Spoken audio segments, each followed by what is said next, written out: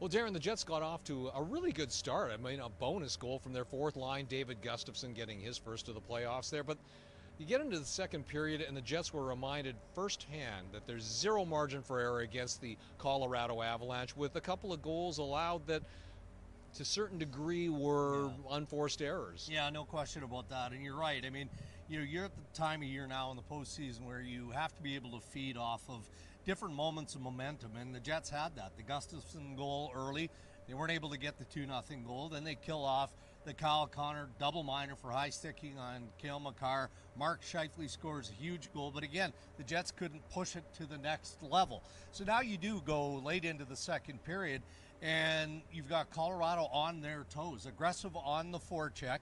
Connor Hellebuyck comes out of the net and mishandles the puck, and Zach Parise is left with basically a tap-in. And man, was that a celebration by a soon-to-be 40-year-old who basically came out of semi-retirement to join the Colorado Avalanche. So a huge goal for the Avs. And then a bit of bad luck for the Winnipeg Jets as well.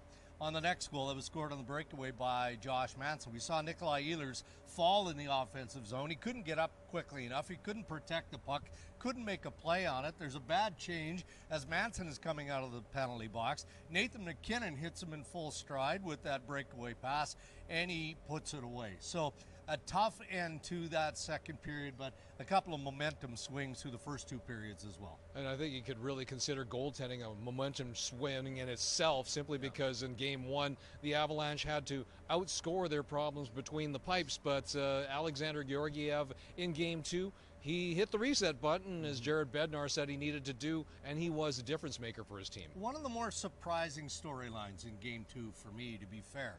I mean, Alex Georgiev has struggled of late, and he definitely, wasn't at his best in Game 1 of this series. But, they don't really have another option.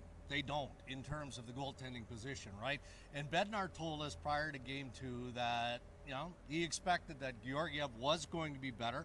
It's an opportunity to be better and redeem himself, and he took advantage of it. Maybe a little shaky to start. Again, the Jets on the board first, but he seemed to get better as the game progressed, and it's almost like the team, the Avalanche around Georgiev, were feeding off of his level of intensity and how his game kind of morphed into form as the game progressed. So we'll see how he fares back home in Denver, but a 28 save performance to level this series at 1 win apiece.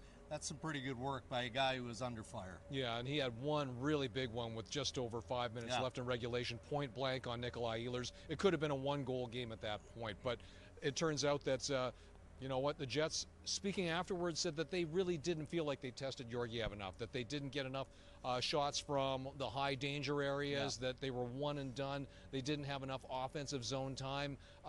Look at the other side of it too, Dregs. That's first period, the Jets, they had things going in their way, and then all of a sudden the Avalanche flexed their muscles, and late in that second period, 6 minutes left in the period, they ended up with 14 shots. And so the Jets deviated, or that the Avalanche sort of forced them to play into their game plan. So we didn't hear Rick Bowness say after Game 2 what he said after Game 1.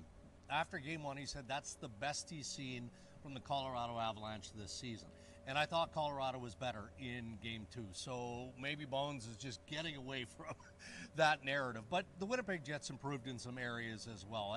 I thought overall the structure of their game was better, but there's still some work to be done in their own end, the defensive zone. They didn't manage the puck as well as they're going to need to against this Colorado team, especially now as it goes back to Colorado on home ice. But there are some things that they can add to the offensive side of the game as well. And one thing that Bowness stressed post-game of Game 2 was they need to start shooting the puck more.